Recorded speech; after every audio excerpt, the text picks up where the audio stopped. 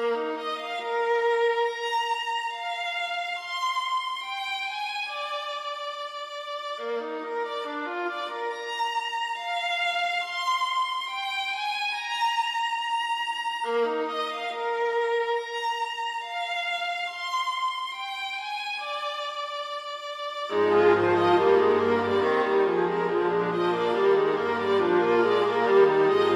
call this meeting to order. Welcome to meeting number 69 of the House of Commons Standing Committee on Transport, Infrastructure and Communities, pursuant to Standing Order 1082 and the motions adopted by the committee on Tuesday, February 14th, 2023, and on Thursday, May 4th, 2023. This committee is meeting to discuss its study on the role of McKinsey & Company in the creation and the beginnings of the Canada Infrastructure Bank. Today's meeting is taking place in a hybrid format pursuant to the House Order of Thursday, June 23rd, 2022. Members are attending in person and by Zoom. Begin that all of the witnesses have been sound tested for the benefit of our interpreters and have passed the test. Colleagues, appearing before us today as witnesses, we have from the Advisory Council on Economic Growth, Mr. Michael Sabia, member, welcome. Appearing as an individual, Honorable Lisa Raitt, Co-Chair, Coalition for a Better Future, welcome. As an individual, Mr. Patrick Brown, Mayor of Brampton, joining us by video conference, welcome. And from the Canadian Union of Public Employees, we have Diane Terrien, Senior Research Officer, once again joining by video conference. We will begin today with opening remarks, and I'll turn the floor over to you, Mr. Sabia. You have 5 minutes. Chair, I'm fine. I don't have any opening remarks. Thank you very much, Mr. Sabia. We'll now turn it over to Ms. Raitt. Ms. Raitt, you have the floor. 5 minutes, please. Thank you very much, Mr. Chair. Delighted to be here with you all today. As you may be able to tell, I'm not in an office. I actually thought that once I left Parliament that it would no longer ruin family vacations, but here I am talking to you from Marseille, France on a cruise ship. So thank you very much for the opportunity to talk to you today about one of my favorite topics, which has to do with my time in Parliament. Mr. Chair, I will be short in my remarks as well. I have taken a look at the topic of the meeting. The meeting is the role of McKinsey & Company in the creation and the beginning of the Canada Infrastructure Bank. So my opening statements will be about my time in Parliament, which was from the time of 2015 until 2019. And before that, as a member of the government from 2008 and 2015. The record will show, and Hansard will show, that as a member of Her Majesty's Loyal Opposition, I voted against the creation of the Canada Infrastructure Bank. From my perspective, that there was a perfectly good Crown Corporation that was reporting to the Finance Minister, known as P Canada or PPP Canada, which administered the P3 Canada Fund. Since that time, there have been $1.3 billion in 25 large or complex infrastructure projects that were facilitated by this fund. To give you a few examples, transit in Barrie, Edmonton, and Montreal, Saskatoon and Calgary, clean energy in Kokish River and in Surrey, and water treatment in Alberta and in a number of different places, as well housing renewal in downtown Eastside Vancouver. This was a successful Crown Corporation that, as I said, reported directly into the Minister of Finance and had actually the knock-on effect and impact of P projects and offices being set up in the provinces across the country in order to facilitate a smooth working amongst provinces and the federal state. And in fact, it was a success because in 2011, Jim Flaherty was named Minister of the Year by Infrastructure Investors publication as a result of the creation of this fund. In 2015, with the success of the Trudeau government coming to power, P Canada was, for lack of a better word, it was no longer going to be in place. The Crown was dissolved.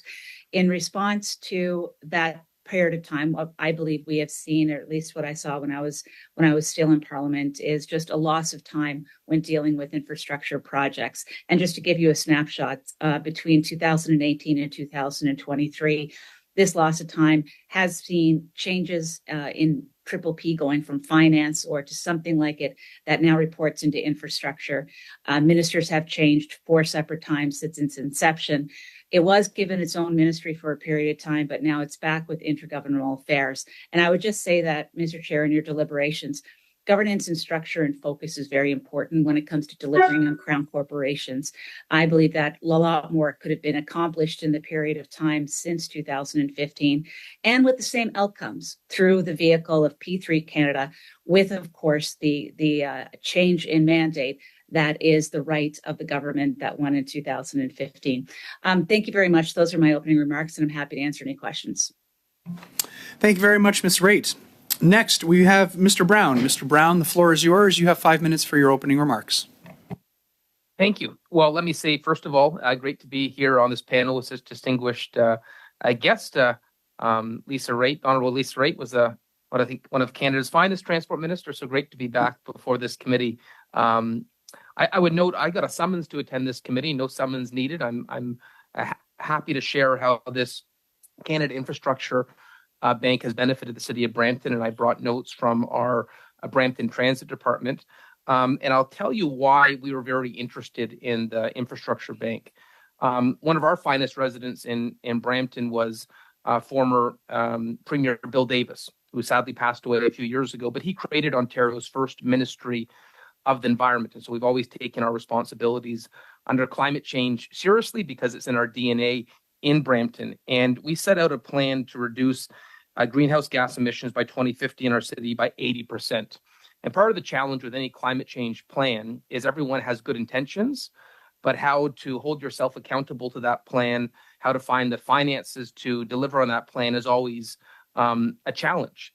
And we looked at where we have a large source of emissions, and it is the transportation sector. And so we've been really struggling with how we deal with that as Canada's fastest growing big city. And we have the fastest growing transit system in Canada right now. And so unfortunately, if we continue with the status quo, we're just going to see emissions skyrocket. And that's not consistent with our own plan. It's not consistent with Canada's environmental aspirations either. And so we have an agreement with the Canada Infrastructure Bank. We're very grateful for the support of $400 million to allow us to have all our buses that will become electrified. And this will save 57,000 tons of greenhouse gases, or in other words, 12,396 passenger vehicles off the road each year. It's quieter, more comfortable ride for transit users. It's lower maintenance costs. And because of this agreement, we never had the financial capacity to be able to purchase an entire new fleet of buses. And as one of our traditional diesel buses meets end of life, we're now for every single one purchasing an electric one. And we wouldn't have not had that financial capacity. Municipal resources are limited to property tax dollars. But we know long term, this is a fundamentally important change for the city. And I would suggest, I think every city is going to go this way. Right now, Brampton and Ottawa are sort of in a race who's going to be the first to have a fully electrified transit fleet. But I believe at one point we're going to see every big city with an electrified transit fleet. And so this is critical. It is the way that I think every big city needs to go. And the way the agreement is with the Canada Infrastructure Bank is that this is not a grant to the city, it's a loan. And we pay back the loan based on the savings of fuel. And so I thought it was a clever way to use the additional financial capacity of the federal government to allow municipalities to transition in this format. So I only have praise for how the Canada Infrastructure Bank has been able to help the city of Brampton with a fundamental transition.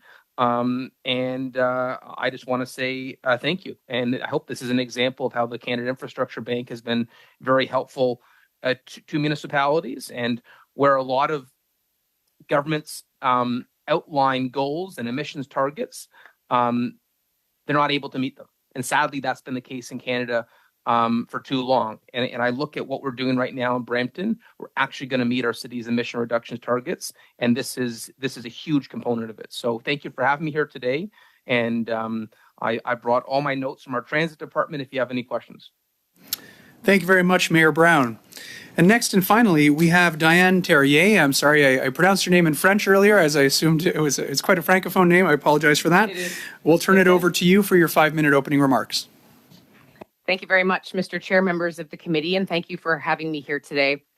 QP has been keenly involved and interested in the development and implementation of the Canada Infrastructure Bank. And I know this committee has previously resolved that the bank should be abolished, but we approach with cautious optimism about how it might perhaps be reformed. QP's been consistent in its support for a public infrastructure bank that provides low-cost loans to local governments to finance new public infrastructure and strengthen their communities. The recommendations that QP submitted back in March provide suggestions for how to create a truly public bank with public interest at the forefront of its mandate. During the 2015 federal campaign, the Liberals proposed the creation of a public bank with the mandate to provide those low-cost loans for local government. The original vision of the CIB was in response to the massive infrastructure deficit faced by local governments across Canada, which is over $52 billion in Ontario alone. Municipal and other local governments, as we've heard, have very limited budgets and routinely turn to senior levels of government for assistance in funding or financing major capital projects. So the idea of a CIB that would provide low-cost loans was a welcome one. A public bank to help communities fund their many infrastructure needs is crucial. And there are examples of public banks in countries such as the Netherlands, Germany, Finland, Norway, and I could go on. These banks have been successful because they have remained committed to the core mandate of financing public development, sustainable infrastructure, and ensuring public good. There was concern when McKinsey was hired to provide advice about the CIB, and those fears were realized when they managed to convince the federal government to divert the bank from its original proposed purpose. After McKinsey and their affiliate BlackRock's involvement in the development of the CIB, there was a major shift in mandate. The objective shifted to focus on leveraging private capital to finance infrastructure projects and to invest and seek to attract investment from private sector investors and institutional investors, which would supposedly generate revenue.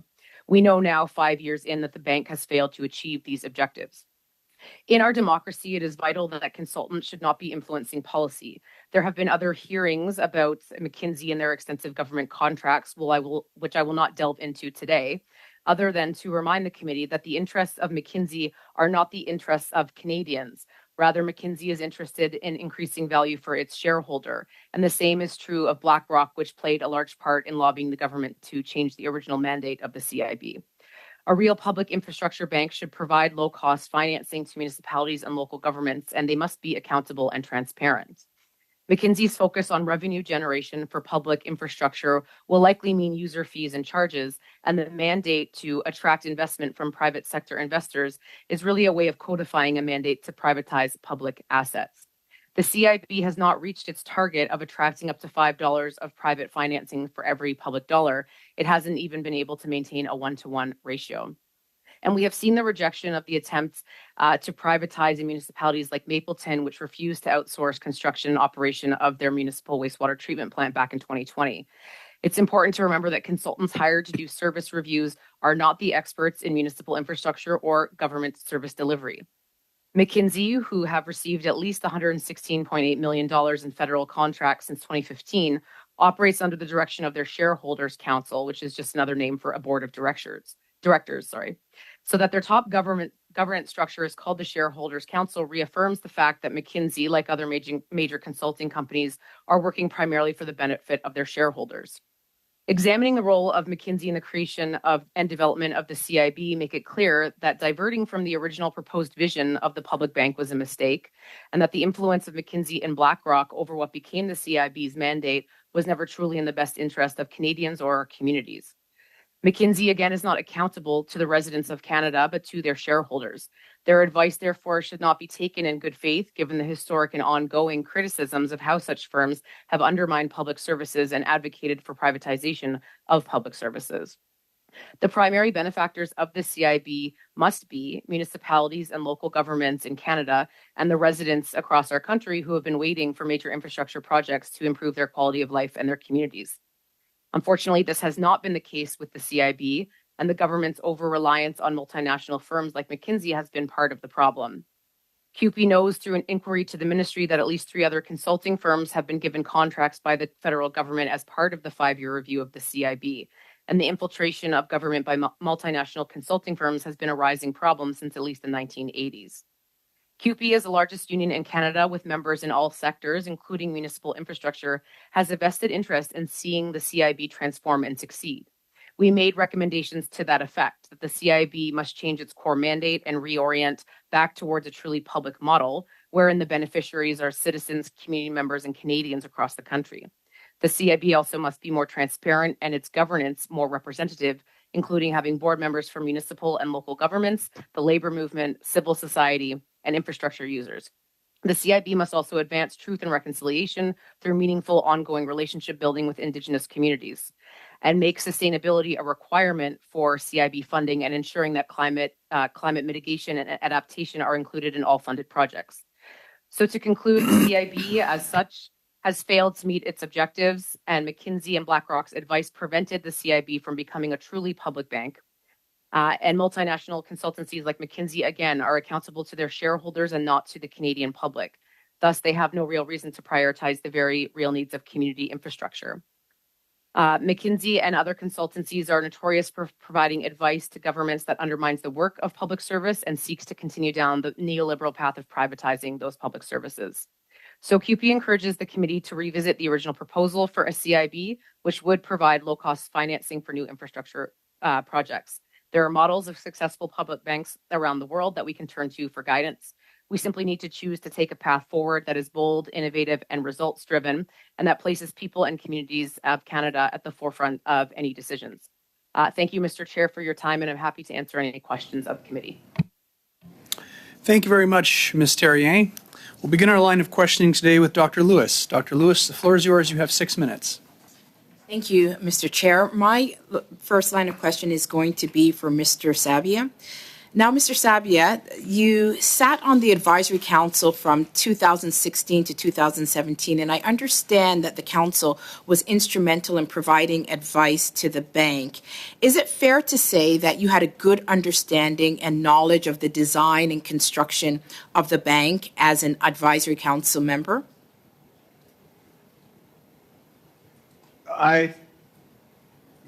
Chair, I think we need to pull back a little bit here and think about the role of the Growth Council overall. So the Growth Council, to the best of my recollection, was intended to be a source of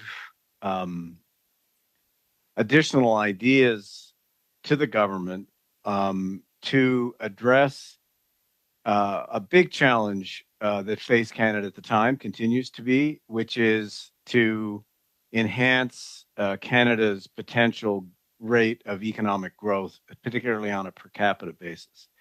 So, about Mr. Sabia, the Deep Dive Infrastructure Agency, was that what that was about?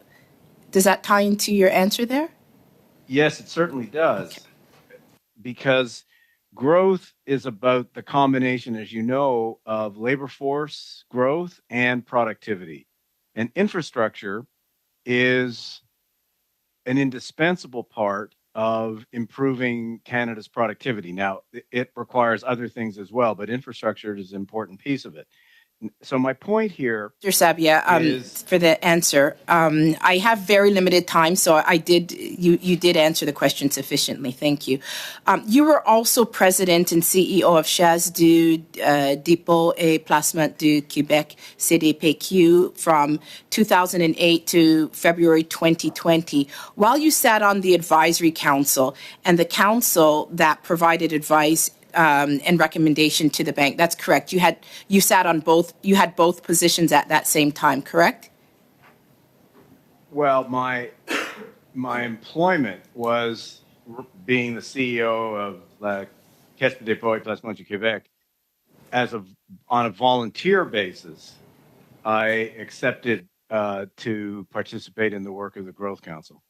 Wonderful. So that knowledge of the creation of the bank actually paid off, because the very first investment that you made in the infrastructure, the very first investment that the Canada Infrastructure Bank made after its creation was in the amount of $1.28 billion, which was awarded to a project run by the institutional investor that you were president and CEO of at the time, correct? Yes, but those two things are completely unconnected. But they may be, but do they not look like a conflict of interest to you, sir? No, they don't. So during the time with the Quebec Pension Fund, did you engage in contracts with McKinsey?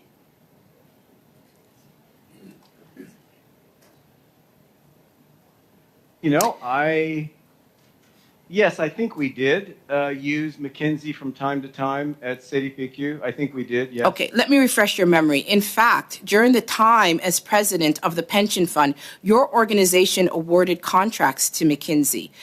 Do you recall the value of those contracts? No, I'm sorry, I don't.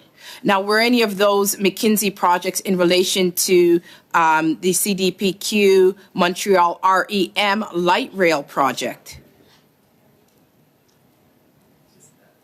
I do not recall precisely, but I think not, although I could be corrected on that. Let me jog your memory. An access to information request, in fact, shows that McKinsey was awarded $6.5 million in contracts between 2019 and 2021. Does that refresh your memory, sir?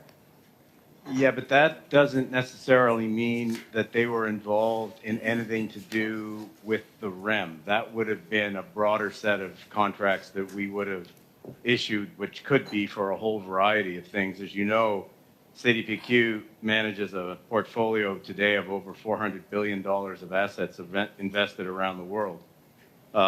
So the activities of CDPQ are very extensive and touch a full range of asset classes.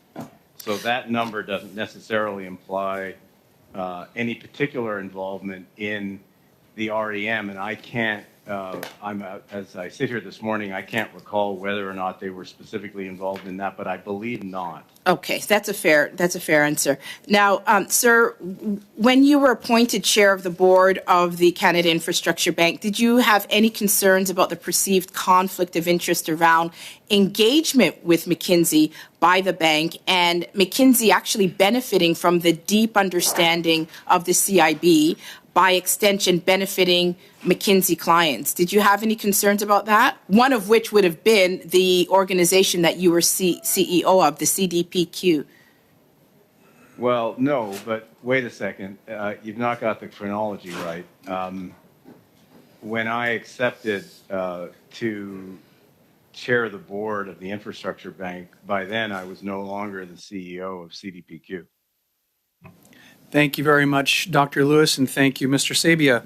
Next, we have Mr. Rogers. Mr. Rogers, the floor is yours. You have 6 minutes. Thank you, Mr. Chair, and welcome to all of our guests today. I have some questions that I'd like to focus on with Mr. Sabia. The Infrastructure Bank, of course, has not been around very long. I've sat on a transport committee for the last 4 years, and I've seen some numbers which are encouraging in terms of growth and progress and number of projects being completed or underway. So I want to ask you, Mr. Sabia, can you, for the benefit of the committee and the public at large, can you tell us about your role on the Advisory Council of Economic Growth and what your contributions were to conversations surrounding the creation of the Canadian Infrastructure Bank? Of course. So as I mentioned in response to the previous question, I was asked by the former Minister of Finance, Mr. Morneau, to join the council, which I accepted to do along with, I think, about a dozen other people. And we took on this, pretty broad challenge of developing some ideas for the government to consider and for the government to elaborate, ideas that could have the effect of boosting Canada's potential rate of economic growth. Because as you know, particularly at the time, the outlook for Canada's potential growth rate was not very inspiring. and it was running at a rate lower than it had been historically in Canada. And so action on the part of the government and all levels of government, not just the federal government, was required, and I think continues to be required, to deal with this very substantial challenge that we have as Canadians. So the work of the council was focused on a whole variety of possible levers that governments could use to address this pretty pressing issue. And we worked as a group on all of those, and the work of the council was subdivided into various working groups, et cetera. On those, and given my work in the world of investment, my work at the council was focused significantly on issues around investment and how to improve levels of investment in Canada, which continues to be a significant challenge going forward. Part of that was work on infrastructure, because ultimately that is about finding ways to enhance levels of investment to provide Canada with the kind of infrastructure that we need to make our cities more habitable, more efficient, to make transit systems work better, to help us deal with the pressing issues of climate change, et cetera, a whole variety of things where infrastructure can contribute to helping meet many of the challenges facing the country.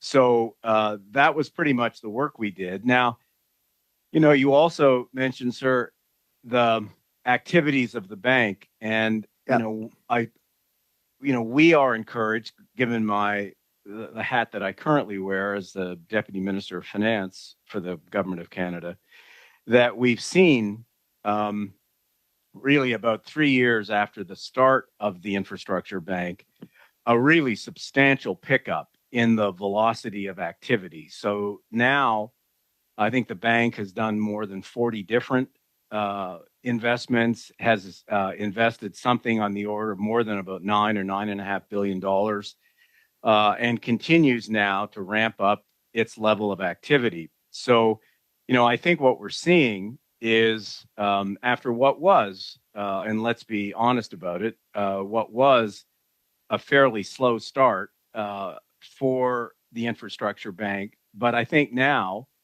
under the leadership that the bank currently has at both the level of the board and the CEO and the senior executives of the bank, I think we're seeing a Canadian institution really beginning to hit its stride and dealing with, for instance, some of the real issues that Mayor Brown referred to, because what the bank's doing in Brampton, it's also doing in Ottawa. It's also doing for the electrification of Quebec school buses, just to stay in the area of transportation. But it's doing a lot of other things with respect to improving the climate performance of a steel company, et cetera. There's a whole range of different transactions that it's done. So I think we're beginning to see something that's making a very positive and important contribution to the country. Thank you very much. And I have a question here, which I'd like to have on the record. So what role did the Minister of Finance's Advisory Council on Economic Growth have on the establishment and the mandate of the Canada Infrastructure Bank? Well, one of the ideas that came out of the Growth Council itself was the creation of a financial institution that would have the ability to use its capital to, whether it's working with a municipality or it's working with a steel company or it's working with bus companies, et cetera, would be able to use that capital to enhance the level of investment in infrastructure overall. Thank you, Mr. Sabia. Unfortunately, we're going to have to cut you off there. Next, prochainement. Thank you, Mr. Rogers. Prochainement, nous avons... We will now go to Mr. Barcelou Duval. You have the floor for 6 minutes. Thank you, Mr. Chairman. And thank you for all of our witnesses for being here. I want to begin with Mr. Sabia. Mr. Sabia, I would like to know if you were consulted when the Canada Infrastructure Bank was set up by the federal government regarding how it would operate or anything else. I imagine your expertise would be beneficial for that. My answer is basically no. Why? Because as a member of the council, the Advisory Council on Economic Growth for Canada, we provided proposals and recommendations. So the concept of creating a bank for infrastructure was one of our recommendations. But with respect to getting the institution up and running, that was not our role. So we presented that recommendation to the government. The government decided to take some of our recommendations seriously, and so it was the government at the time that carried that out. Thank you very much. That answers my question. I have another question for you. At the last meeting of the committee, we had two representatives of McKinsey, Mr. Poulter and Mr. Gordon, who said that McKinsey was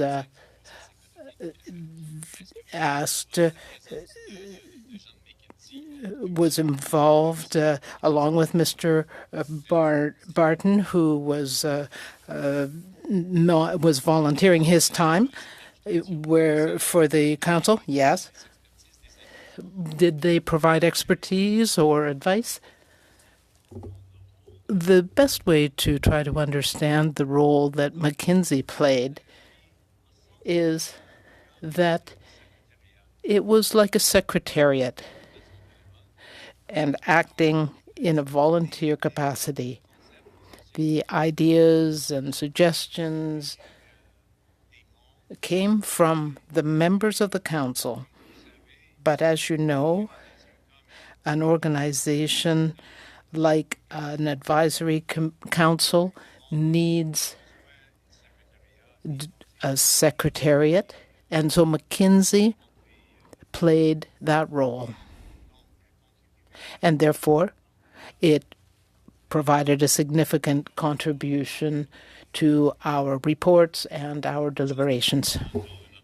Is it a usual practice to have a private corporation involved in helping an advisory council that is working on growth and leveraging funding for a country? Is that strange? We're talking about millions of dollars that went through McKinsey. So is there a link to be made between their volunteer work at that time and then the contracts that they got? Honestly, I can't answer directly because as a member of the Council on Economic Growth, I can say that McKinsey provided its services free of charge, and as a member, I don't see a connection between their contribution to the Council and their business activities, which is a usual practice. Consulting firms, whether we're talking about McKinsey or others, Deloitte or any others. So in my opinion, I don't think there is a link. Do you often see consulting firms provide their services free of charge to the government? Yes, from time to time. Yes. Perhaps not to the same degree. but I think that their capacity to provide services in a volunteer capacity was perhaps as a result of Dominic Barton's involvement. He was comfortable with working with certain consultants. Do you have an idea how much such a volunteer contribution would be worth? That's a lot of research work and organizational roles. I'm sorry, I really can't say. Honestly, I don't have an idea myself. I don't have much time left. All right, thank you. Thank you, Mr. Basuchval. Mr. Backrack, the floor is yours. You have 6 minutes. Thank you, Mr. Chair, and thank you to all of our witnesses for appearing today. It's quite a picture that is being painted by the questioning not only today but at our last meeting. It seems that the Canada Infrastructure Bank is the nexus of this tangled web involving relatively few players, each of which plays multiple different roles at different times. And I think to an average Canadian watching this testimony and trying to understand how conflict of interest was avoided, they would be quite puzzled by how all of these different parties were able to kind of get it coming and going when it comes to infrastructure investments in our country to the tune of billions of dollars. So my question is to Ms. Terrier. What does she make of the testimony so far today? And should Canadians be concerned about the role that these different corporate players have been involved in when it comes to infrastructure investments in Canada? Yeah, thank you very much for the question. And again, I spoke about the, over-reliance on some of the advice provided by these multinational consulting firms. There's a couple of really good articles and books on it that sort of detail the way that, particularly since the 1980s, there's been increasing involvement of these types of consultancies in ostensibly providing advice to governments, which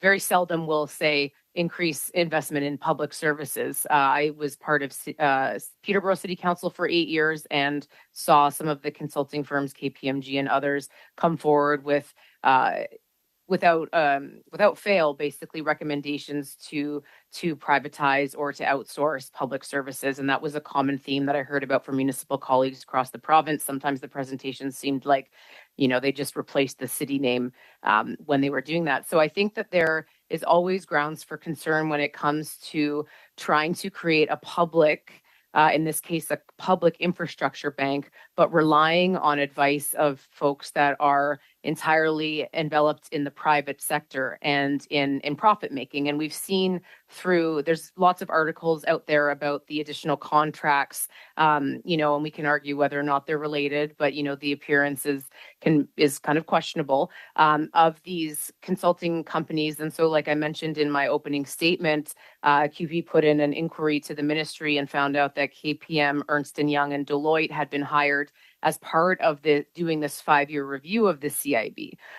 So rather than have public players being able to provide advice and feedback about what's worked or not worked for them, hiring external consultants that don't really understand the on-the-ground service delivery and what's really needed in communities, because it is a desperate situation. And Mayor Brown mentioned to that. I was formerly a mayor as well. We know that municipalities are running on fumes when it comes to, our revenue generation ability. And so the reliance on senior levels of governments to provide low-cost financing and funding to get these critical infrastructure pieces is very important. And I think that's what should be the crux of this conversation is how do we have this institution, the CIB, sort of transformed or reoriented back towards its mandate, regardless of how, we got here. Because there's, if we want to talk about potential perceived conflicts of interest, that's, we could spend the next year, delving into that. But I think the ultimate question is how do we ensure that those low-cost loans are making it to the municipalities that are in desperate need for infrastructure into their, for funding for their failing infrastructure? Ms. Terrier, following up, there was a report, I believe it was from the Auditor General, that looked into the record of the Canada Infrastructure Bank and the number of projects that had been turned down. So these are municipalities that desperately need infrastructure, apply to the bank because they hear about, all of the potential of this funding mechanism, apply to the bank with their vital infrastructure projects and don't make the cut. One of the primary reasons for not making the cut was that they didn't have a private investor. Does this, what story does this tell about the infrastructure bank's model? Yeah, I think, and again, I stated we strongly believe that the model is flawed, and submitted back in 2020 recommendations for the 5-year review, and then again in March we submitted another paper with 5 recommendations on how we can reorient this bank towards servicing the public good. Because again, having a requirement to bring in private finance, we've seen over the 5 years of this bank has failed. And moreover, there are numerous examples of P3s. Yes, sometimes they work and can be very good. Other times it provides, a big headache and additional costs for municipalities that are already stretched beyond their fiscal means to be able to provide these things, particularly in provinces where we've seen additional downloads from provincial governments about what, responsibilities that should be provincial getting downloaded onto municipalities. And I'm sure Mayor Brown can attest to that as well. We've heard several times from proponents of public-private partnerships that some infrastructure projects lend themselves to private investment and others don't. And I've been trying to get to the bottom of what distinguishes these two groups of infrastructure projects.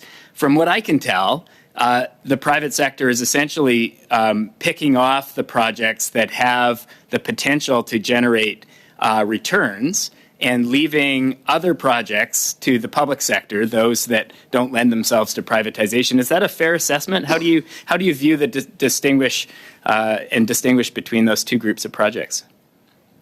Yeah, no, I appreciate the question, and I think again, over the last decade plus, we've seen a lot of that push towards the P3 public-private model.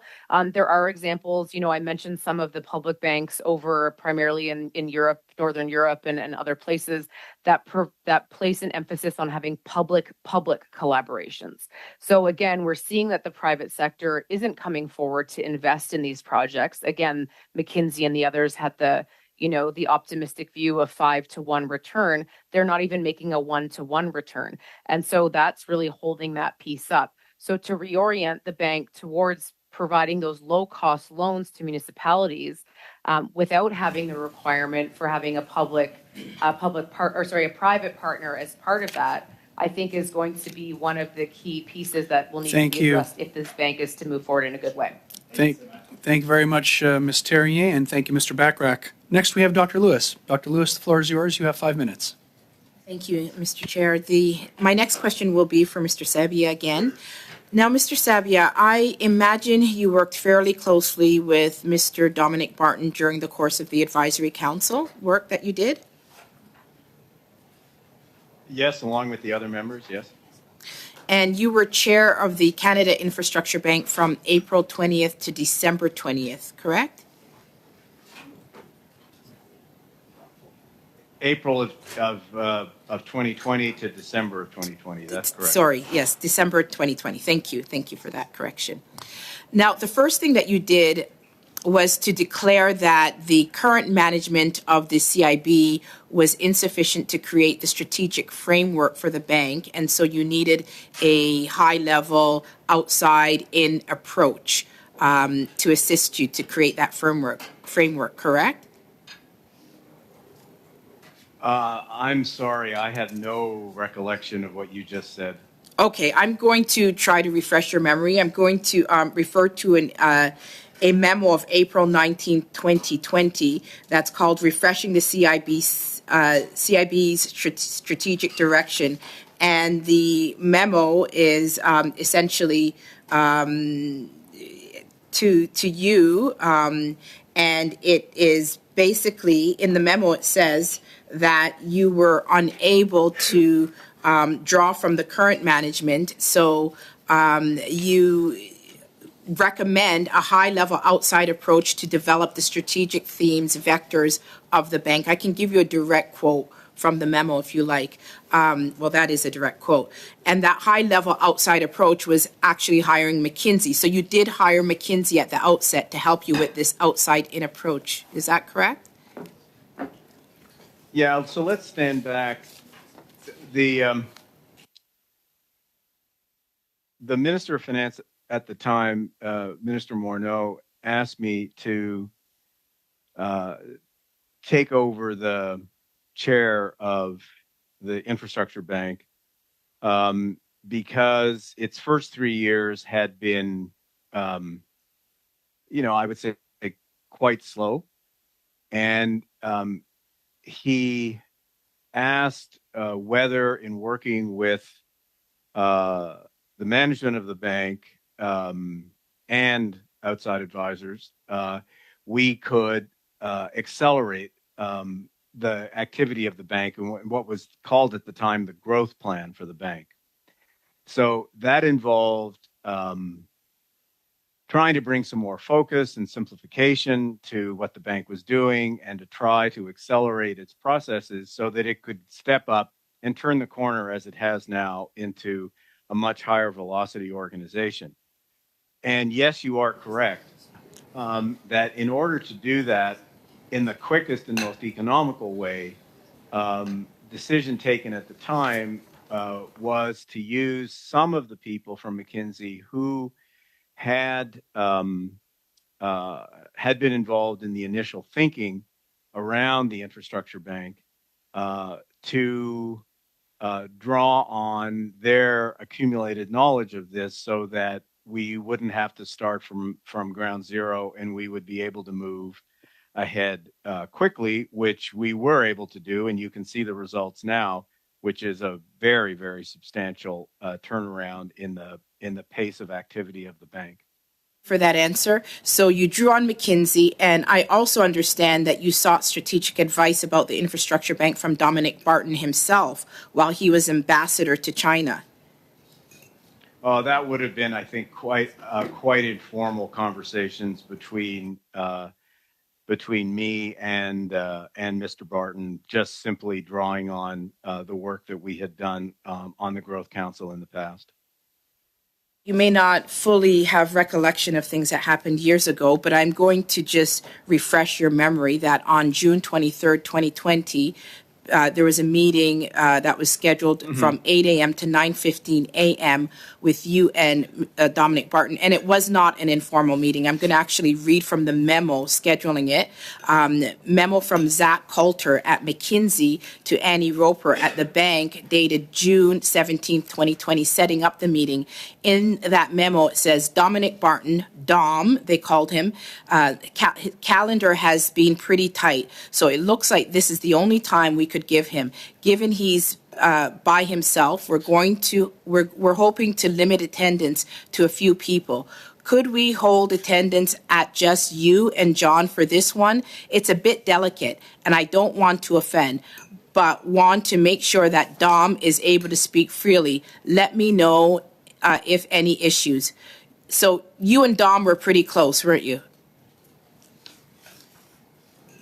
Oh, I've worked with Dominic Barton over the years, both when he was at McKinsey and then when he was Canada's ambassador to China. So it's someone I've known over the years. Thank you very much, Mr. Sabia, and thank you, Dr. Lewis. Next, we have Ms. O'Connell. Ms. O'Connell, the floor is yours. You have 5 minutes.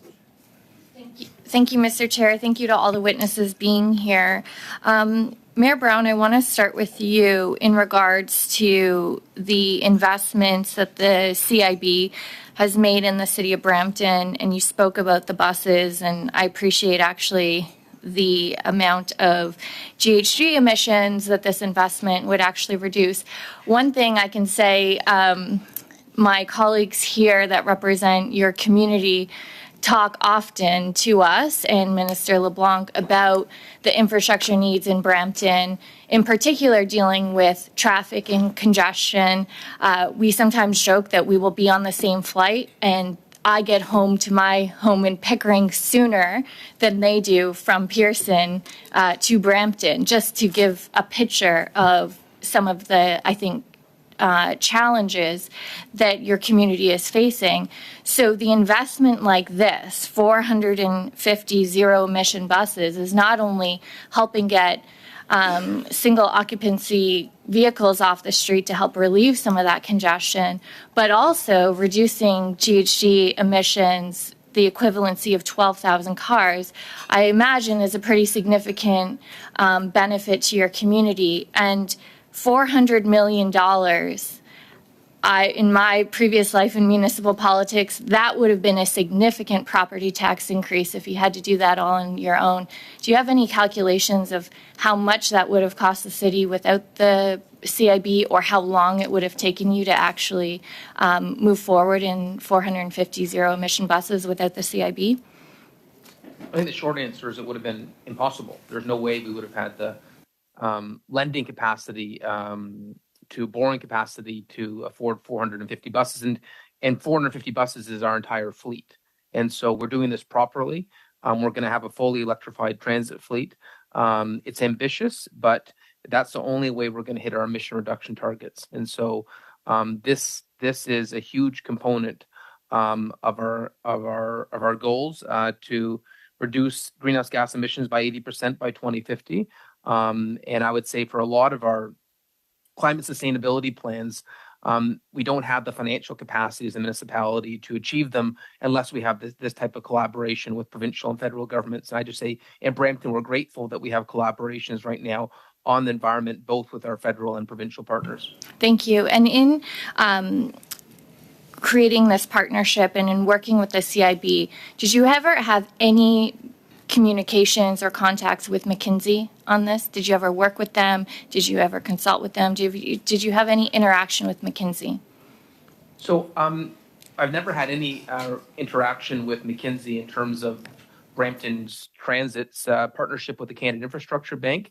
The only time I've ever met McKinsey was when Ali Canvaleschi worked there. He worked for Prime Minister Harper and then moved on to McKinsey. And when I was in the provincial arena, we did some work with Ali Canvaleschi. I wouldn't say I did not have a positive impression. I would note he's gone on to work for Huawei in the Chinese government, but that's the only person from McKinsey I've ever met, and it had no relation to Brampton Transit.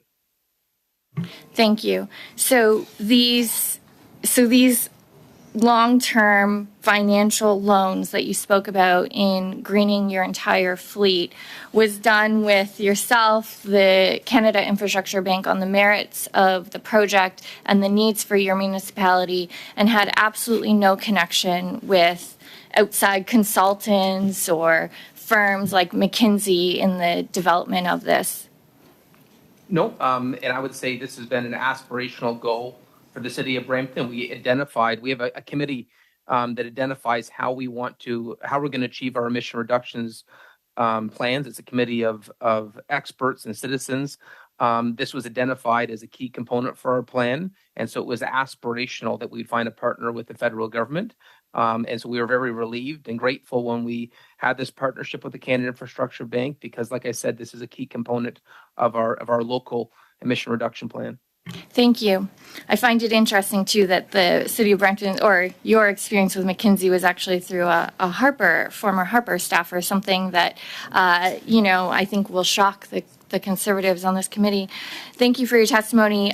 Ms. Raitt, I wanted to chat with you, and certainly nice to see you. Sorry that it's interrupting your vacation. I do miss our time together on Finance Committee.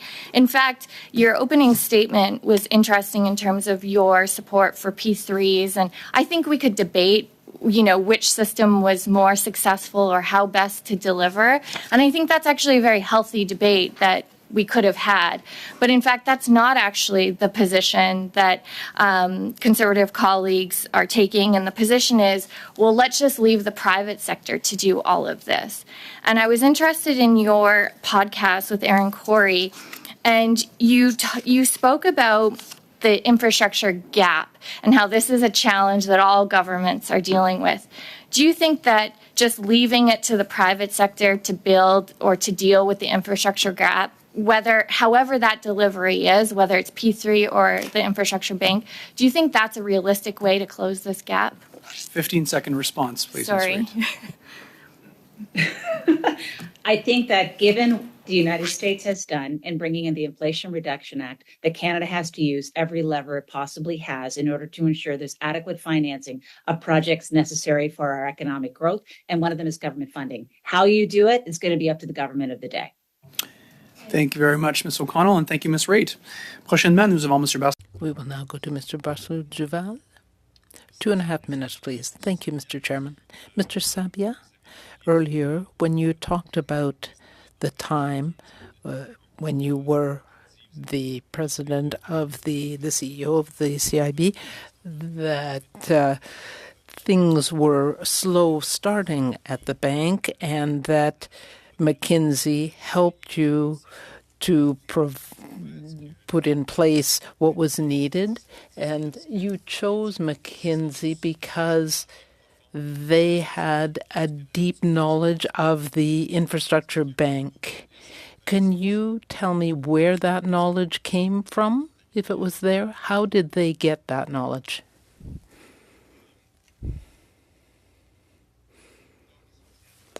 Well, basically, they did a lot of work around the world on infrastructure, on the ways of leveraging, increasing funding and financing for infrastructure. So their experience wasn't limited to Canada. They had worldwide experience in this.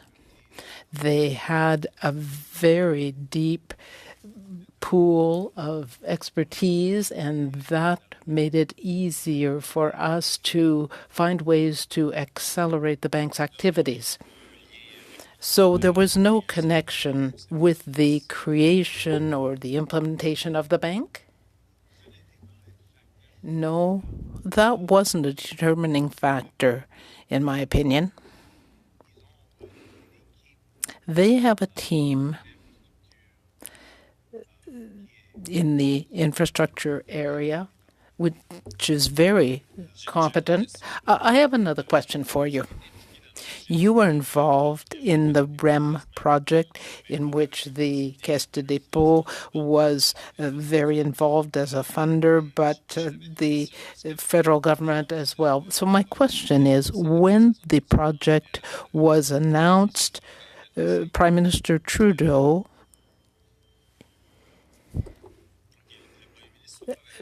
Emergency alert Durgans. That the federal government announced funding for the REM, and then the $28 billion became a loan under the Canada Infrastructure Bank. Could you tell me how that went? How did it go from one to the other? This is an example, and I'm sure that you are aware and understand the REM project, which is a transit project, a very significant one. I'm sorry. It's a very significant transit project in Montreal. And it's an example, a good one, I feel, of the level of investment that is needed to make circulation improve in our cities. No, my question is how the funding, the grant became a loan. Thank you. Mr. Bachrach, floor is yours. You have 2.5 minutes. Thank you, Mr. Chair. Mr. Sabia, when you were a member of the Advisory Council on Economic Growth, were you asked to sign any sort of documents related to conflict of interest?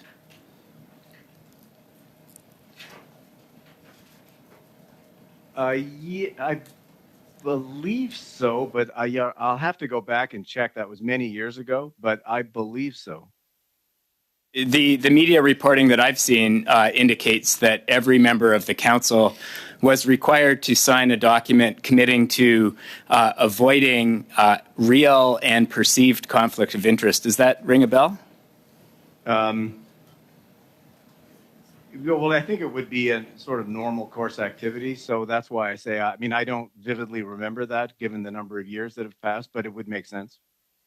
And at the time that you were a member of this advisory council, which was advising the Canada Infrastructure Bank on procurement models, you were also the head of a major institutional investor, the KES, that was proposing an infrastructure investment to the bank. Is that correct? No, that's not correct. That's completely incorrect. That work of the council was in 2016. The bank hadn't even been created at that point. The bank was then created subsequently in the years later by the Government of Canada. By then, the Growth Council had ceased its work. And then it was after that, after the creation of the bank, some years further down the road, that when CDPQ developed the idea of the REM, that the Government of Canada decided to, because part of what that project was about was utilizing the capital of CDPQ to accomplish a major investment, which attracted capital from both the Government of Quebec, from the Government of Canada. And the Government of Canada then decided that an appropriate vehicle for that investment would be the Canada Infrastructure Bank. But that suggestion, that was well past the days of the Growth Council, and the decision as to how the Government of Canada chose to participate in the financing of an important transit project for Montreal was entirely the decision of the Government of Canada and not a decision of CDPQ at all. Thank you very much, Mr. Sabia, and thank you, Mr. Bachrach. Next, we have Dr. Lewis. Dr. Lewis, the floor is yours once again. You have 5 minutes. Thank you, Mr. Chair. My question is for Mr. Sabia again. Now, Mr. Sabia, if we can go back to that meeting of June 23rd, 2020, that happened at 8 a.m. to 9:15. And just to confirm that that meeting was set up while Dominic Barton was still ambassador of China, and he, in fact, attended the strategic workshop that you initiated when you became chair of the Canada Infrastructure Bank. Isn't that correct, Mr. Sabia? Yeah, I think that's correct. Okay.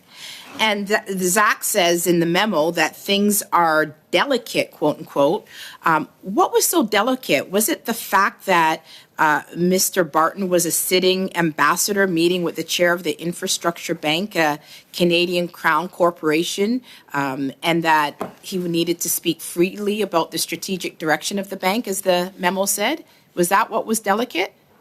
Chair, I think any reasonable reading of that note that you just read out, that it's quite clear that whoever it is who's writing the memo is being careful about not offending people inside the bank by wanting to keep the numbers down to simplify the scheduling of a meeting with the then ambassador to China, who was essentially doing us, the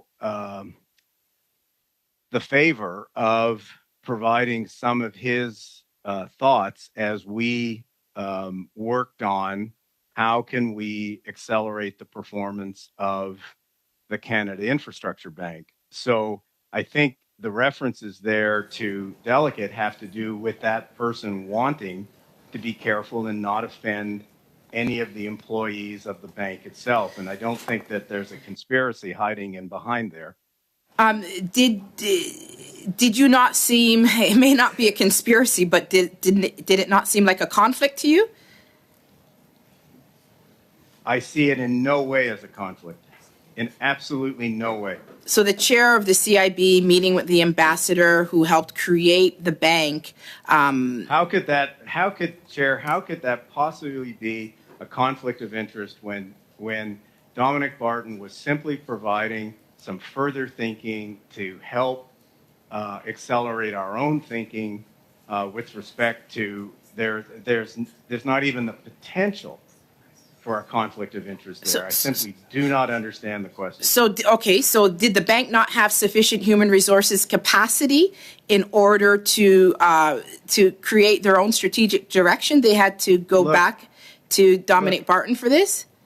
Look, you talk to, in the making of policy or in the making of decisions in large corporations or small corporations, you always reach outside. You always want to talk to other people. You always want to gather the greatest number of ideas and perspectives that you can, because the world's a complex place, and you always want new ideas, different thinking, different perspectives, because that's how you make good decisions. So it's not as though the institution didn't have capable people in it. The institution has very capable people in it, particularly with respect to its leadership.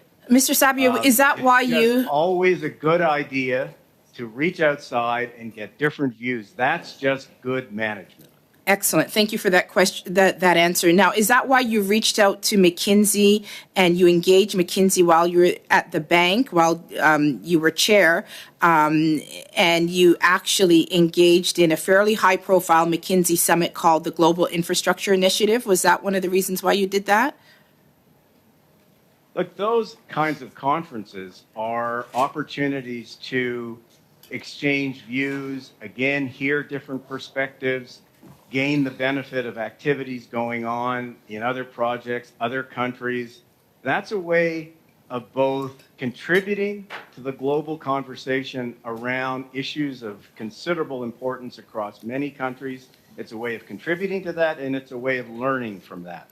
And you were... Again, it's a pretty straightforward activity. And again, it's about getting out, getting ideas, contributing ideas. And for Canada, it's about Canada and being part of these global conversations on big issues, which is always to the benefit of the country. And those global conversations on big issues, you had quite a few of them in your friendly relationship with McKinsey during that short period of time that you were at the bank. Isn't that correct? That wasn't the first time you spoke on a McKinsey panel. No, but I've spoken on all sorts of panels, whether it's Canadian Chambers of Commerce panels, Boards of Trade panels, BCG panels, all kinds of panels. Thank you very much. That's part of what being a senior executive is. Thank you very much, Mr. Point of order. Point of order. Yes, I am really tired of Ms. O'Connell's personal attacks. Ms. O'Connell just mentioned that I met with a German MP, which I did as a part of my job description. Now, she actually has stated that I am a Nazi sympathizer before, and I take deep exception to these personal attacks that she is spewing at both in committee and in the House. And if she's going to do that, I'm going to ask that you say it privately so I could sue you outside of the committee. Thank you very much, Dr. Lewis. I'll ask all members to keep side chatter at a minimum, please. Next. I'm just asking for maturity, for her to be mature instead of acting like an infant. Thank you, Dr. Lewis. Next, we'll go to Mr. Chahal. Mr. Chahal, you have 5 minutes. Thank you, Chair, and I want to thank all the witnesses for joining us today.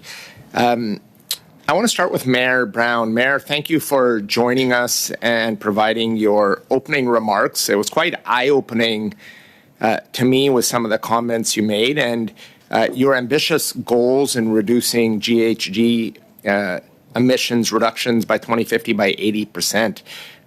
Thank you for your leadership and doing that.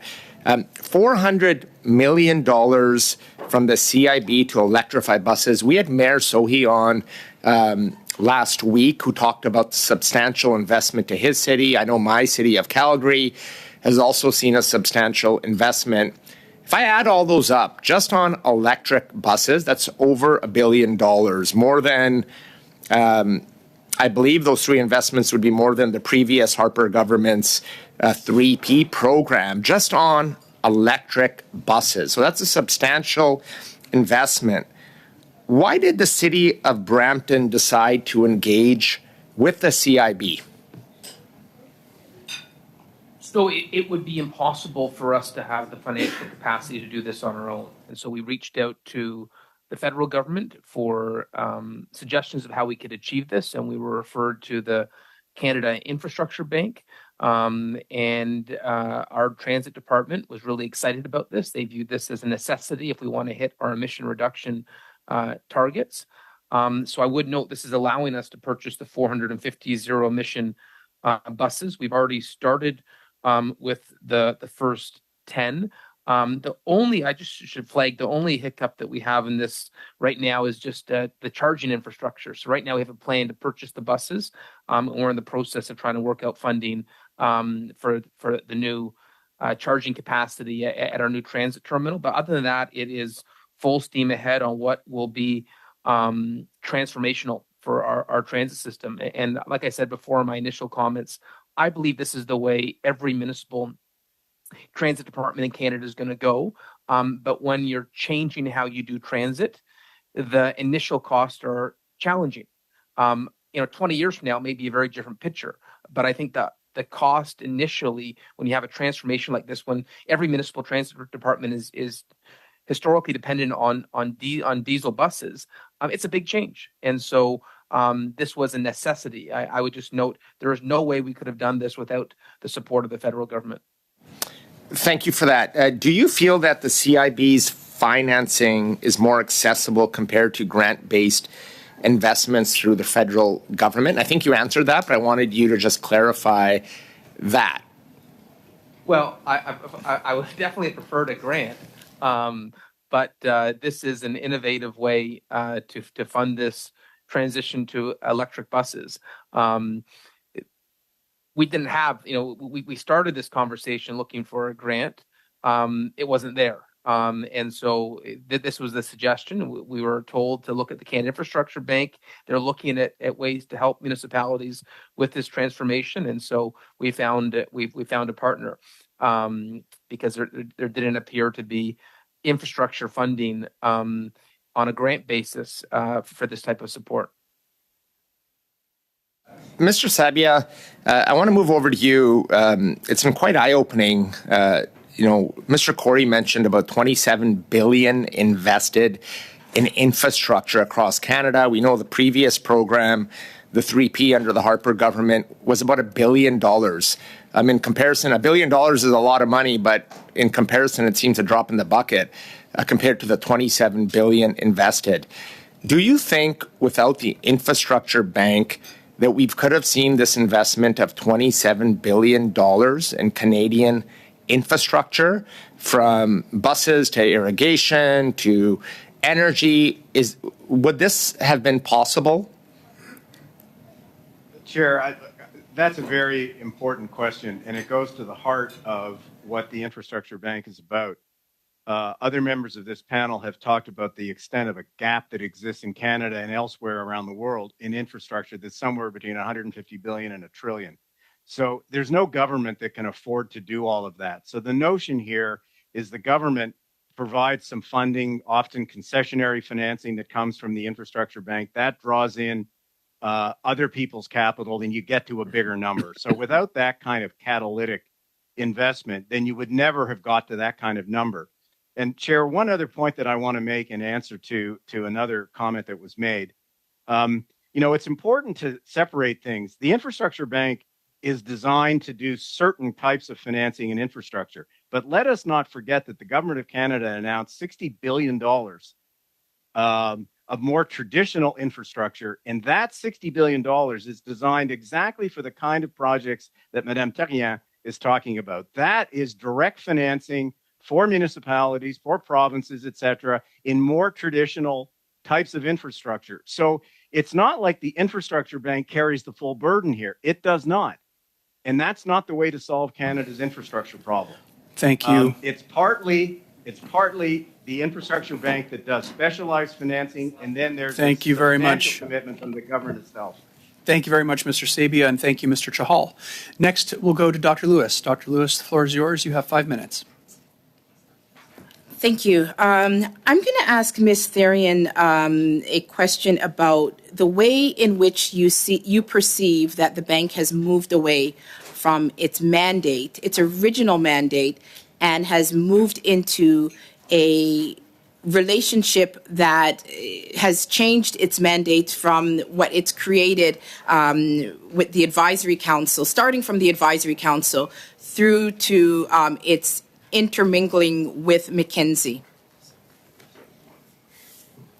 Sure. So, I mean, again, when the federal government and the current federal government back in the election period in 2015 had floated the idea of the Public Infrastructure Bank, the vision at that point and the stated intention was to provide that the mandate of the bank would be to provide low cost loans for local governments to finance new public infrastructure and strengthen their communities. So that was what was originally proposed back in the platform of the government in 2015. And so again, with the involvement of McKinsey and BlackRock, there was this shift to focus on trying to attract private capital.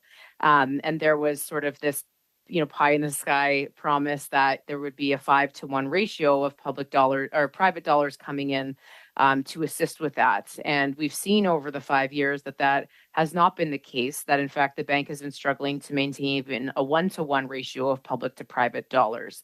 And so the result of that is that municipalities, as we heard, some of them are being declined for the projects that they're applying for, which again is very necessary infrastructure. Those of us that have, we all, live in places where we know the roads are aging and all the piping and underground infrastructure that we can't see needs repair. And so if projects are either not being accepted because they don't have that requisite private partner, that's a problem. And again, even having a private partner, we've seen in different municipalities the issues that can go along with that. And so Mapleton's a big example of that. And there's several others throughout the country. And I think, again, the main purpose of a public bank and the ones that have been successful that we see primarily over in Europe, but in certainly other countries and continents, is that they do have a very public focus and that their guarantees are backed by the municipalities or the countries that are signatories to those public banks, and that ensures that the funding is flowing directly to the municipalities, to the communities, to those public projects that really needs to be financed without having to go through the hoops of having private investment involved. And then again, CUPE is always concerned, as we should be, about the threat of increased privatization of public services. In transit, it's an interesting one. It's great that there's, funding coming in to help make transit more sustainable in terms of environmentally sustainable. Transit systems in North America in particular they don't make money. They're never going to make money. They're an essential service that municipalities are bound to provide. And so, again, to bring private capital that has the interest in making money into something like transit, well, they're not going to make money on that. So the end result is going to be higher user fees. And, what we've seen in other cities, cutting hours, cutting the services that people rely on. Thank you for that answer. I just want to pose a question to both Mr. Brown and Ms. Raitt. Now, the purpose of this study is to look at how the bank started and its knowledge of the bank and McKinsey contracts. Now, you both gave evidence today, and it appears that neither of you have any knowledge of the beginning of the bank and its relation to McKinsey contract. Is that correct, starting first with Ms. Raitt? You are correct, Dr. Liu. Thank you.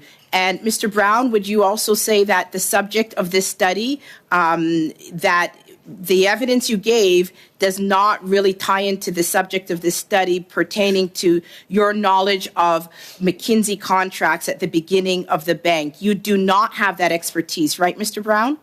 No, I cannot speak to McKinsey contracts and the start of the bank. I can only speak to how this infrastructure bank has helped the city of Brampton. Thank you, Mr. Brown.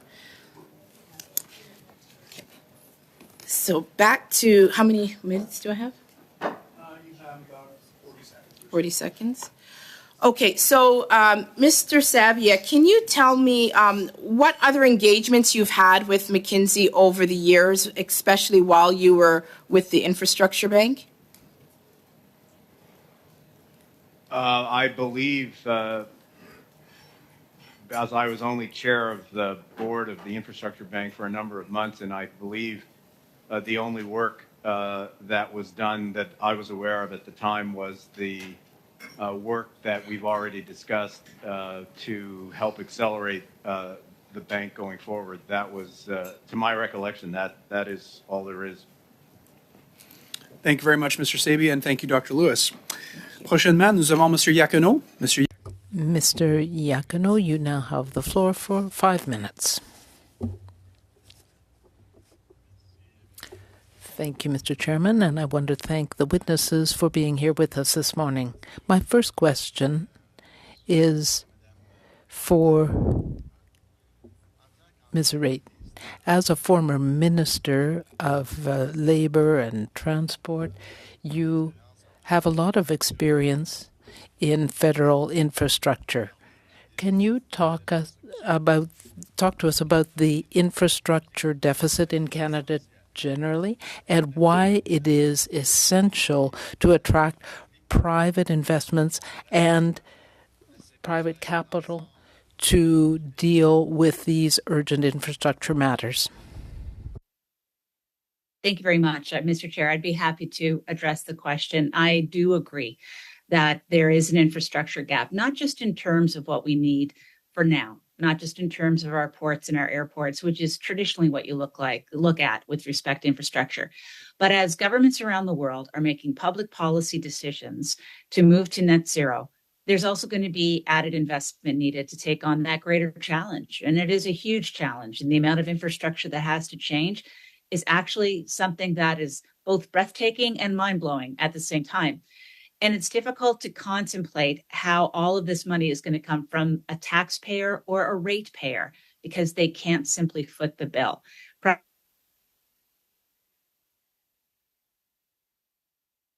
Invest in some of these changes. That is happening. And as a result, I do think that the gap that we already have, which continues to widen, as a result, moving towards a net zero future, is something that is going to have to be addressed by partnerships between the federal government and the private sector.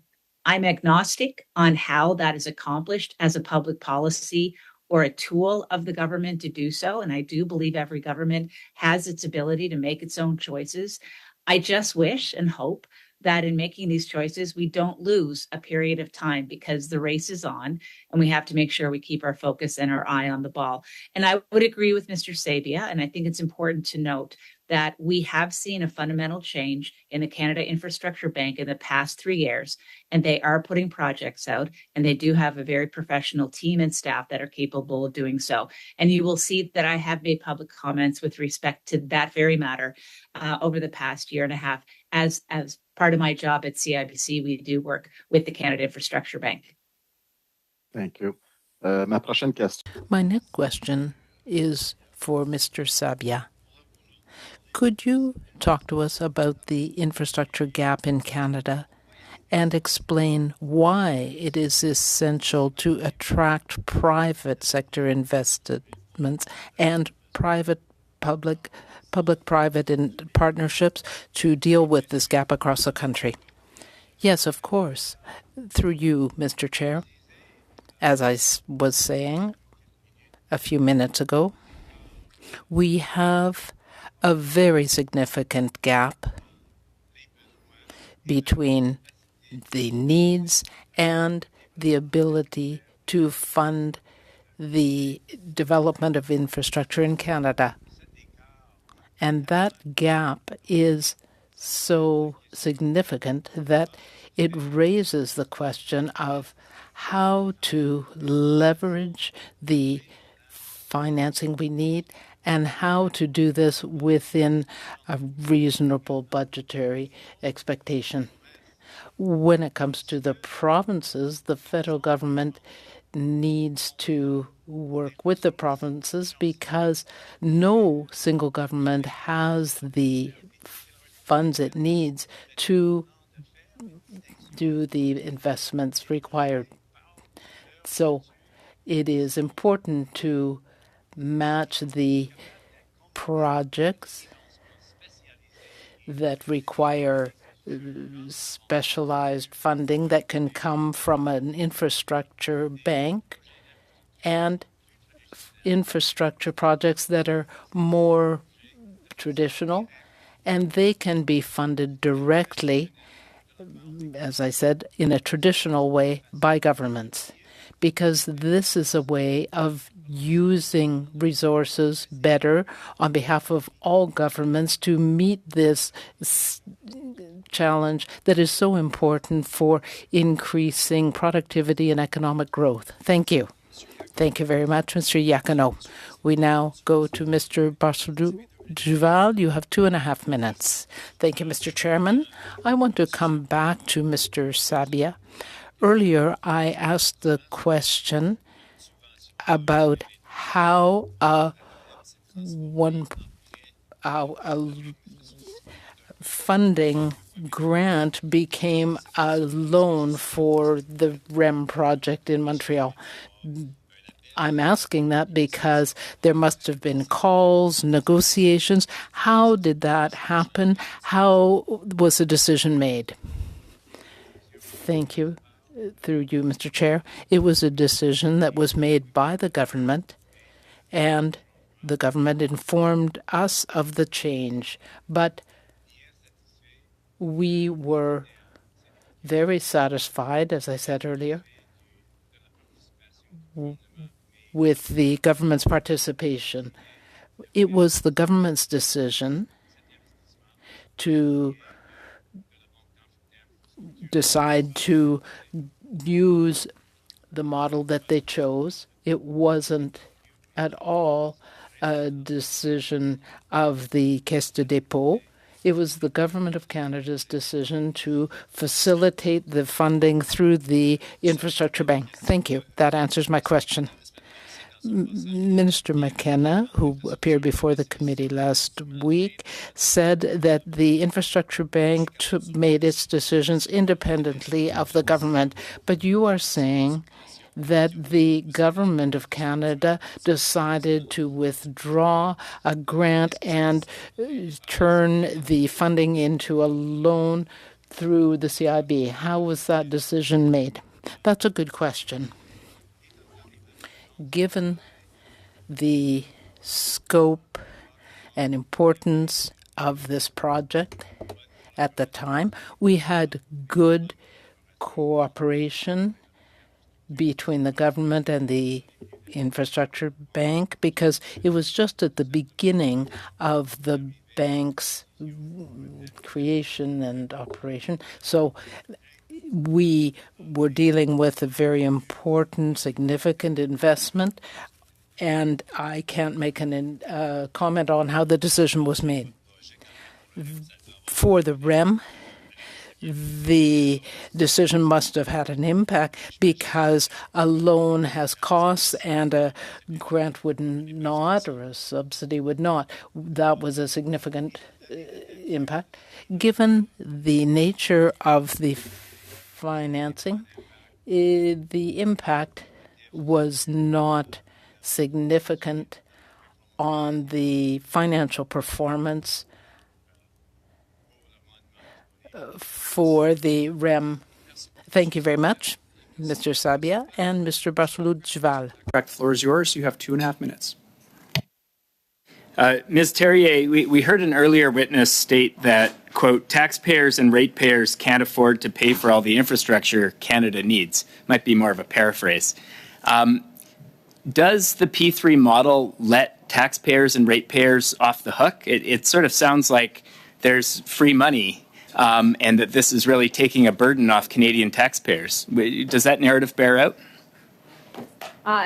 I don't believe so. I mean, again, obviously everything is, tight financially. Municipalities in particular, as we've heard, their sole real ability to generate revenue is through property taxes, and we need to be mindful of what people can pay.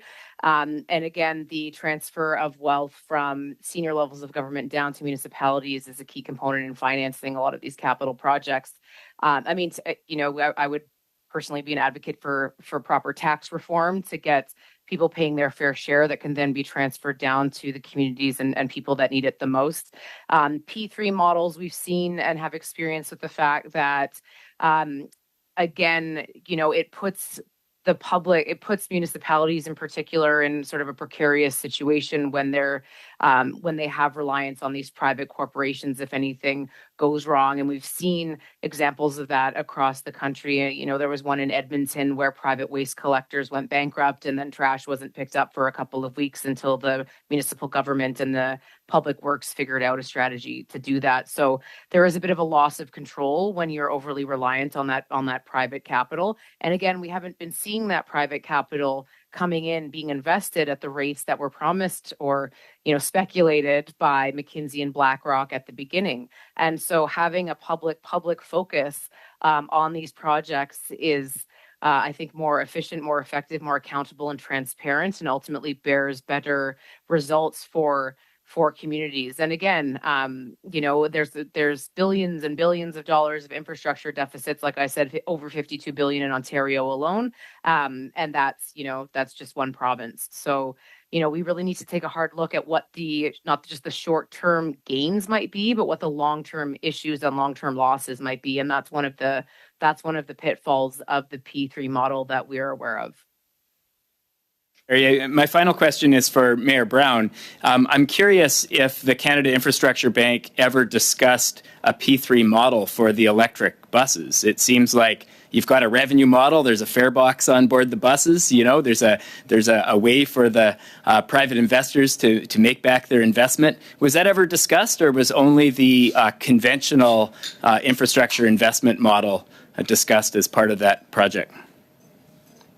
So right now, the model that was agreed to was the savings pay back the cost of the bus. Certainly, I don't think anyone views transit as revenue tools. Transit loses money, but it is a public good. We subsidize transit, so it will. But the cost savings are real. Thank you very much. The number per bus per year, yeah. If you could provide those to the committee in written form, perhaps, Mayor Brown. Okay, thank you. Thank you very much. Next, we have Dr. Lewis. Dr. Lewis, the floor is yours once again. You have 5 minutes. Thank you, Mr. Chair. So my next question is for Mr. Sabia. The Infrastructure Bank is a taxpayer-funded bank, as you know, and so the coziness of the bank with McKinsey creates the impression that there is an actual or even perceived conflict. So I'm going to highlight some of the interactions and ask the question why you believe that the public perception of conflict is not so. McKinsey provided pro bono research support to the Advisory Council, which was chaired by McKinsey Global Managing Partner Dominic Barton. Then you sat on the council as a member appointed by the minister and as an institutional investor. Then you, Mr. Sabia, headed up the discussions around creating and designing an infrastructure bank. The council then recommended the creation of the infrastructure bank. The bank announced its first investment in the summer of 2018 in Montreal, the Montreal Light Rail project, which your pension fund was running. To those looking from outside in, it looks like a conflict of interest for you, having benefited from sitting on the council that recommends the bank, which then awards your organization a taxpayer-funded investment. Can you explain why that perception is not so, or if it is so, why it happened? Well, it's not so. And first off, to just correct something, Chair, that the Member of Parliament has said, I was not involved at all in setting up the bank. That was done by the government following the receipt of the recommendations of the Growth Council and, I presume, internal deliberations within the government, and that they then set about the work of setting up the bank itself. So just to be clear, I was not involved in that at all. Point number one. Point number two, the decision on the part of the government to participate in the financing of the light rail project in Montreal was, again, a decision in which I had and CDPQ had absolutely no role. That was a decision taken by the government in collaboration with the Infrastructure Bank, I am sure, although I wasn't involved, to ensure that that the structure of that financing was consistent with the mandate of the bank and that the bank was comfortable, et cetera, et cetera. Again, those are decisions in which I had absolutely no part. So given that, I fail to see how there is either certainly not the reality of a conflict, and I cannot even see how there could be the appearance of a conflict if one actually knows the facts about what happened. Okay, thank you, Mr. Sabia. Again, you joined the bank in 2020 as chair, and within a month, you signed another contract with McKinsey, and that was a sole source contract that McKinsey gets. There was previous they got because of their previously deep knowledge about the bank. Now, in addition to that, Dominic Barton participates in that work through a workshop. They help develop a new strategy for the bank and work on a growth plan that would fund infrastructure projects with a focus on net zero targets. And then that summer, you participate in a McKinsey-hosted panel called Resetting After COVID in June 2020. And that October, you announced a $10 billion growth plan with the Prime Minister that is partially the result of McKinsey contributions to that plan. Now, it seems to me that you have quite a history of engagement with McKinsey because you even joined the bank, and then while you were at the bank, you continued to interact with McKinsey.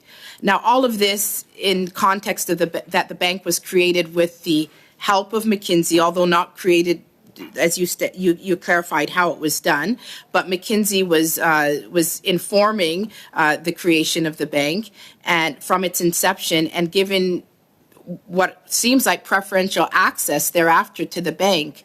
All the while, the bank looks like it's a dud, and it's been in operation for 6 years with no projects yet completed. Now, this looks like there is some sort of perceived conflict. Now, can you explain why there is or is not for the public, please?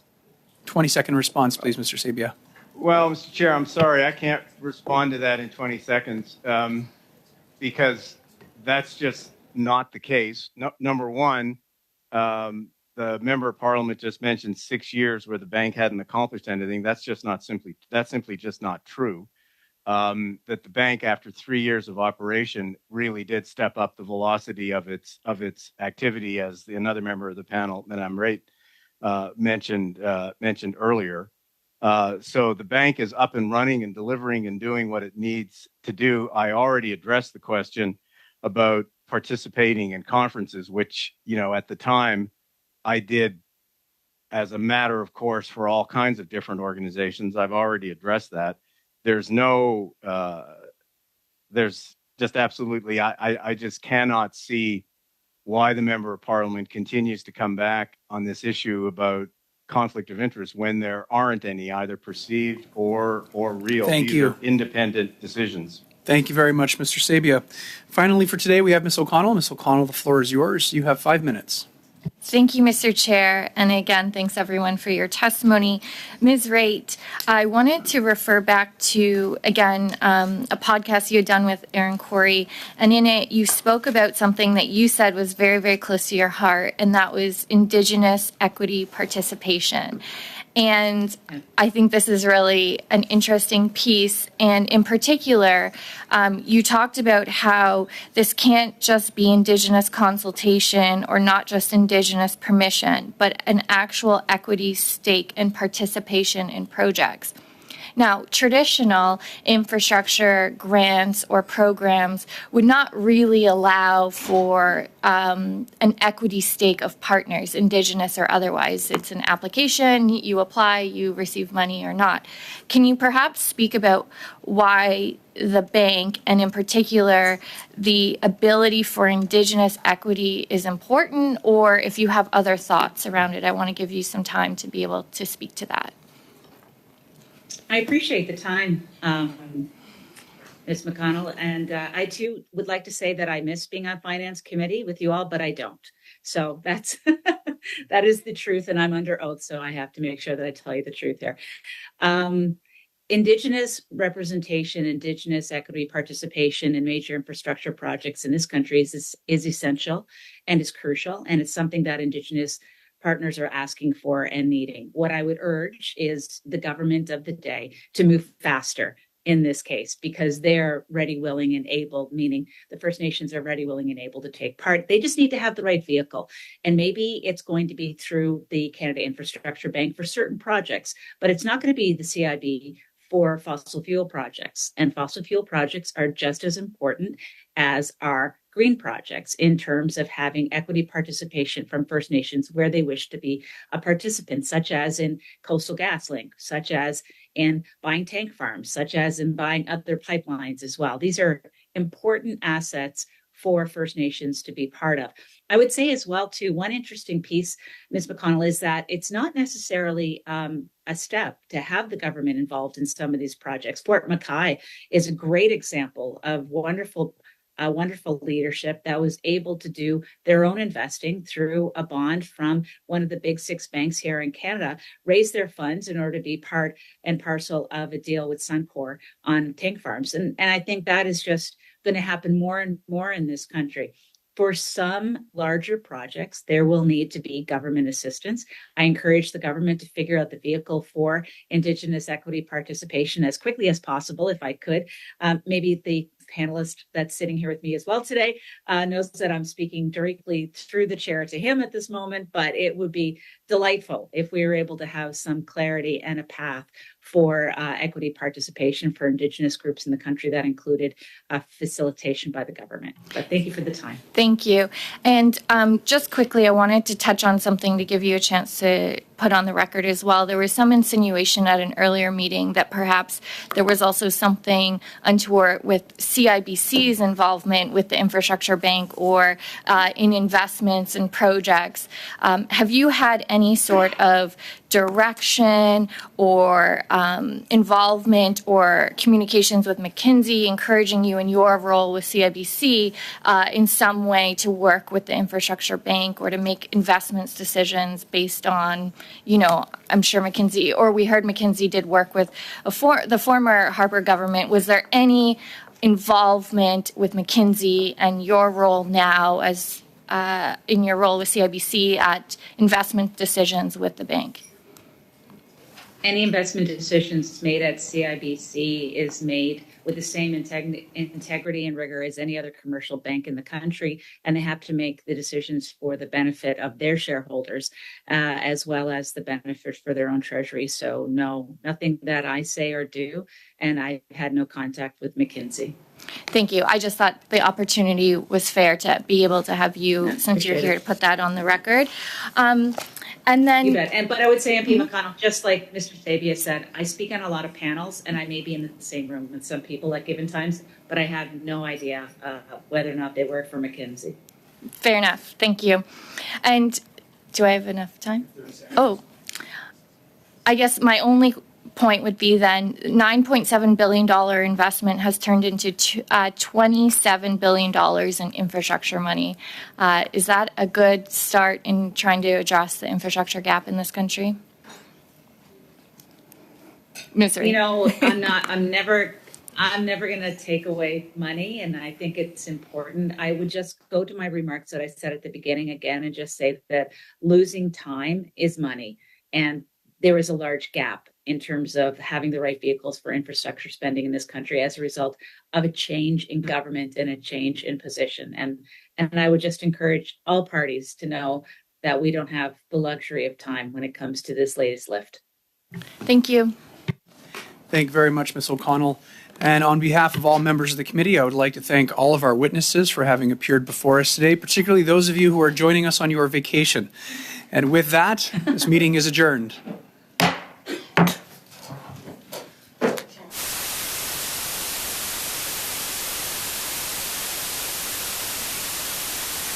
you